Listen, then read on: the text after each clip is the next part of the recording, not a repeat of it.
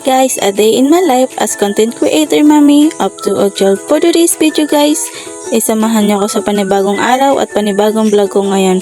For today's video is, ang ganap natin is magpapacheck up nga pala tayo ng dalawang chikiting dito sa may center namin sa may Karitunan. Dahil nga pantawid check up at need nila ma-monitor dahil nga purpose tayo and need natin ipa-check up yung anak natin. Kahit hindi tayo purpose guys, need pa rin natin ipa-check up yung mga anak natin kada buwan para malaman natin yung mga timbang nila at yung tangkad at yung mga temperature ng katawan nila guys. And dito nga, inaayusan ko muna si Nene dahil tapos na nga yung aking bunso dahil lalaki naman yun, suklay-suklay laang naman at hindi na rin naman yung nagpapapuyod.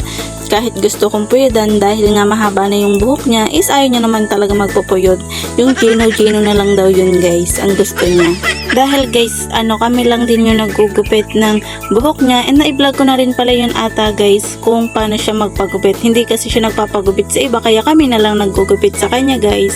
At pagkatapos nga pala ng mga chikiting nating ayusan, tayo naman ang mag-aayos mga nanay bago umalis. Kasi nga guys, hindi tayo aalis nang hindi tayo nagsa-sunscreen. And ito nga pala yung gamit ko, yung Sugar Doll. And almost 3 years na rin siguro ako guys gumagamit ng Sugar Doll. And hipahiyangan na lang tayo guys sa mga ginagamit natin dito sa mukha. Kasi minsan ibang ginamit ko is sobrang sakit ng mukha ko, halos nagsugat na rin. Kaya dito na lang ako nag-stay kung saan hiyang yung mukha ko guys. And ito nga pala yung ginamit kong umaga. Sunscreen para nga protektado tayo sa araw. And pagkatapos nga natin guys, toner is mag-a-apply naman tayo nitong sunscreen sa mukha para nga protektado tayo sa araw at hindi tayo masyadong masunog kasi nga guys, sobrang init na ngayon kaya gumagamit na rin ako ng mga gantong sunscreen kasi nga pag lumabas kami baka pagbalik mo maitim na. Char! And ang paggamit nga pala nito is ipe-blend mo ng maayos para nga mag-apply ng maayos sa iyong mukha guys.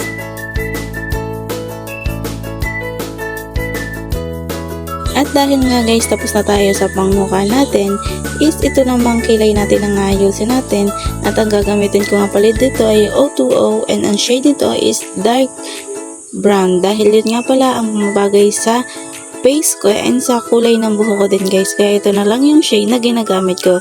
And don't judge me guys kasi nga nangangapa pa lang tayo sa mundo ng mga makeup kasi nga guys nag-aaral pa lang tayo mag makeup and hindi ko rin pala masyadong sinasanay yung mukha ko sa makeup guys kasi nga baka magkaroon tayo ng pika sa mukha. And kaya nga pala guys ganyan ang background natin na maraming damit is katatapos lang natin maglaba kahapon kasi nga umuwi tayo ng Nasugbo so hindi tayo nakapaglaba ng linggo kaya Lunes tayo nakapaglaba. And ito nga palang nilabahan ko is kahapon pa kaya hindi ko siya matiklop kasi nga pahinga day. Char. And nag-general cleaning nga pala tayo kagahapon kasi nga nagpispis muna tayo ng mga bubong and yung mga alikabok. And ito nga pagkatapos natin magkilay is syempre hindi natin makakalimutan ang lipstick dahil yan ang buhay ko. Char, joke lang. Dahil yan din ang isa sa mga gusto kong hindi ako nawawala ng mga gamit guys. And tapos natin mag-lipstick, maglo-lotion naman tayo. And ito nga pala yung ginamit ko, yung may SF na siya. Guys, yung lotion ko is may halo-halo guys. And ito nga pala yung ginagamit ko, yung 10 time booster guys. Kasi nga, meron na tong SF guys. And isa rin ito sa ginagamit ko itong serum nito. Kasi nga may SF din siya. And protektado din tayo sa araw. And pagkatapos natin guys mag-lotion, ito naman ang ginagamit ko sa buhok ko para nga protektado rin to sa araw, yung Bremood serum guys. And perfect din to sa mga nagpapariban para nga hindi medyo kumulot yung buhok nyo kasi nga based sa may experience ko guys is sobrang kulot ng buhok ko guys and napapawisan sa. So pag gamit ko ito guys is bumabalik sa pagka-straight guys yung buhok ko kaya hiyang na naman ako sa product nito kaya ito na lang yung bibilhin ko. And ganun pa man din ako guys pag nahihiyang yung gamit ko hindi na ako nagpapalit kahit ilang years basta umihiyang sa akin and hindi na pala ako nagpapalit ng brand kaya napaka-loyal ko sa mga brand na ginagamit ko. And pagkatapos natin guys sa buhok is ito namang magpapabango naman tayo at papabanguhan din natin yung ating mga anak. And ito nga pala yung notebook na ginagamit ko sa pagpapacheck up para nga ma-monitor. And ito nga daladala ko na rin yung badminton and scooter para nga makapaglaro sila doon dahil nga walang work si daddy. So magpi-play kami doon sa may court habang iniintay nga pala namin itong dalawang bata ma-check up. And ito na nga, nandito na nga kami sa may check up dito sa loob ng center namin. And ito nga pala, ina-assist na nga pala sila ng midwife dito and ng mga DSWD para nga makuha yung mga tangkad, temperature, and yung mga timbang nila. And ito nga bunso ko ay sobrang kulit kaya hindi na masyadong nabidyohan. At ito na lang nabidyohan ko yung panganay ko guys. Dahil nga tapos na silang check-upin is dito naman pupunta kay Mami Icon sa DSWD midwife para nga ipa-check yung or pipirmahan yung aming pagpapacheck up para patunay kami nag-check up at hindi kami mabawasan dun sa purpose namin. Ito na nga pinipirmahan na nga ni Ma'am.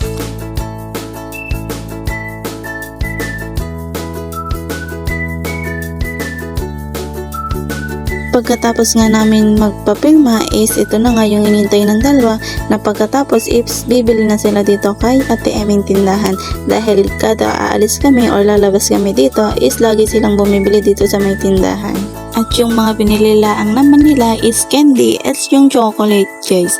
And ito nga pala yung buso ko is mahilig nga pala ito sa donut kaya ayun na lang yung binili niya. And ito sa mga chocolate mahilig din pala siya dito guys.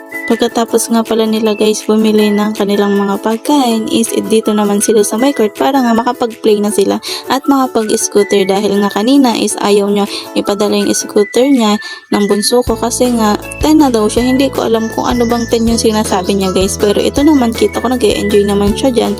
And pagkatapos nilang mag-scooter is pinanood ko muna sila ng cellphone. So kami naman is ito magbabadminto naman kami dito ni daddy dahil nga wala siyang work. Ito naman yung aming pinagkakabisi pag wala kaming work, ang magbanding dito sa my court or kung saan man namin gusto magbanding kasi nga guys, once lang kami nakakapagbanding kapag walang work si daddy kasi nga sobrang busy niya sa work.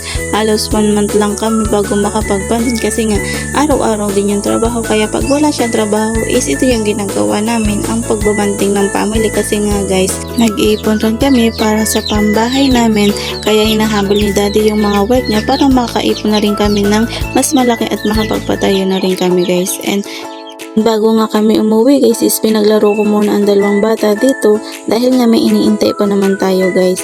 And guys, dito na po nag-end ang vlog ko. Thank you for watching. Don't forget like and share and follow my page and subscribe my YouTube channel. Bye!